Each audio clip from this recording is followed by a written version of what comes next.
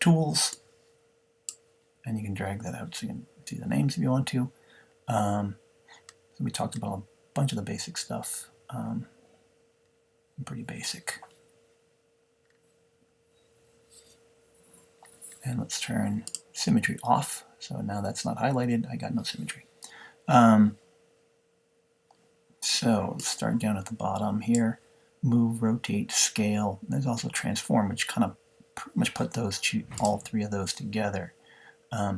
So with symmetry off, the arrows move it around. Now, if I forget and I had symmetry on, when I do that, oh sure, now it works.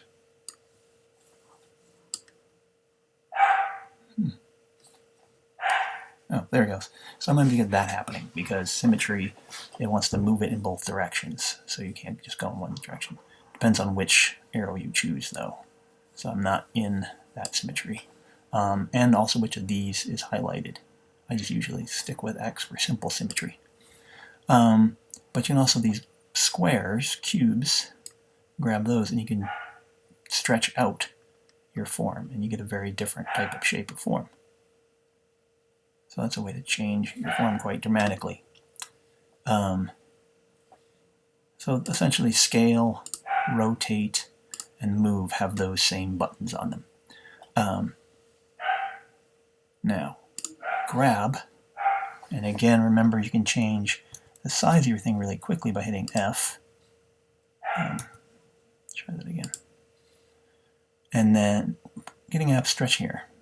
Click that. I can move my mouse and then left click, and then I get that size of it. So grab tends to like move the material out quite a bit.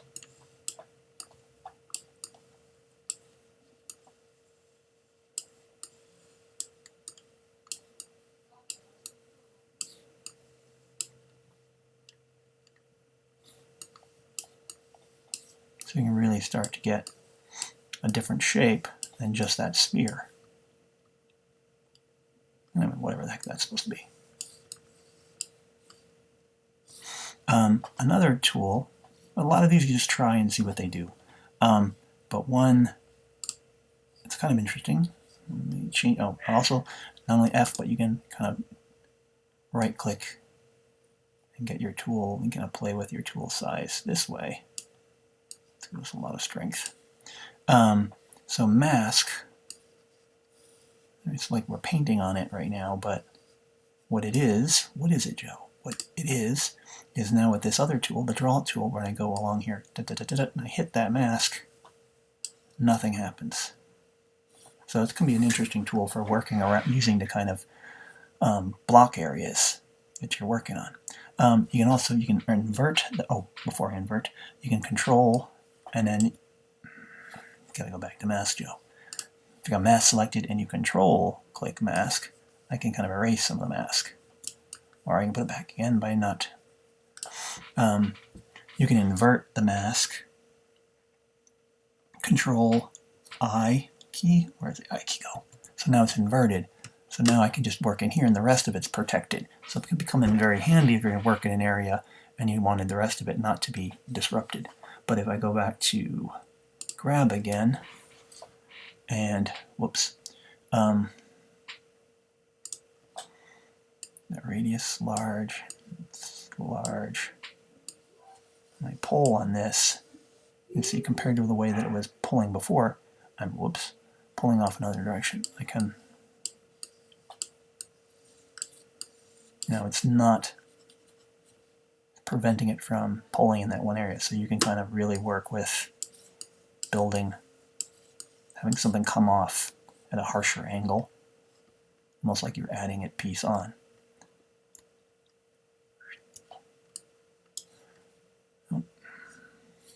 And then one thing,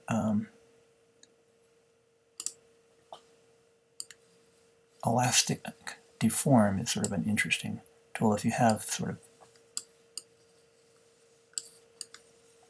just sort of moving it, I mean, I was about to say nudge, but it sort of like nudges around. Pose can be an interesting one. It's got this little thing, and I can now wave everybody. But you see where it's, if I do that over here, probably not going to get that much of an effect. Anyway, let's reverse that again and select mask to get rid of that mask. Erase it. Okay, edit, undo. So, where was some of these? They're pretty straightforward. You use some different programs. We were using the draw. Clay sort of builds it up a little bit more. Of course, I have a ridiculously large. Well, it depends on what you're trying to do.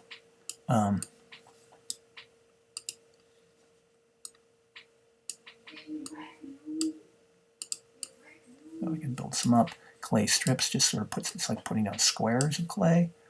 Layer is more kind of aggressive in some ways. Inflate sort of pushes it from behind, so if you're trying to puff something out, let's raise up that a little bit. So it really kind of, not so much, just stretches out the.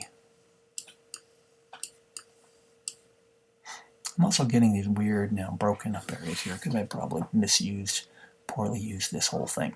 One thing to do sometimes, we'll see what happens. So topo should be off when I'm doing this. If I go up and we have 0.035 there, let's hit remesh and see what happens. It kind of smooths some of that out, or redetails it, or not redetails, but it makes the mesh, I don't know, it remeshes, we'll say that. Let's see, pinch. So if you wanted to, let me change the size of this tool. And zoom in. Alright, you get different.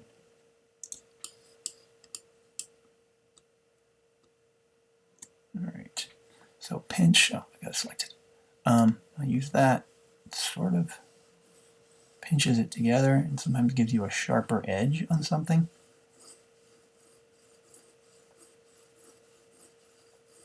So if you look at how that kind of came together a little bit more right there, brings it into an edge, or pinches it. There you go. And remember, of course, in the shift key you can smooth. Most of the tools will smooth, although if you click smooth, that just sort of stays smooth. And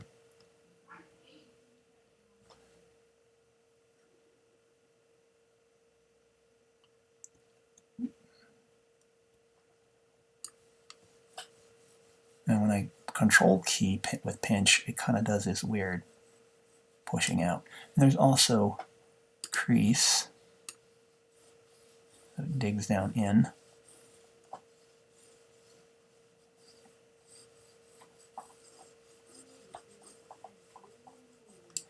And then, of course, you can smooth it a little bit out. Let's see. So you can kind of see how you can, what I would generally say is you want to use things, the heavier handed tools, to get your shape closer to what you want first, or even having them, remember you can hit F, it does that, and I can make the tool bigger. So now I grab, like stretch out my material, or getting into details,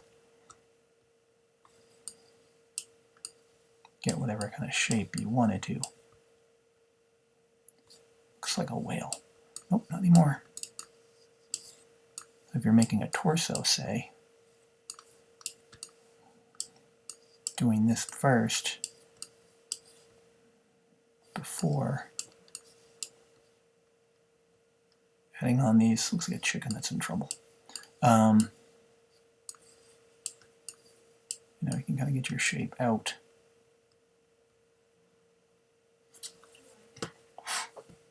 And one thing sometimes I like to do, we used the remesh before, but anyway, those are some basic kind of tools.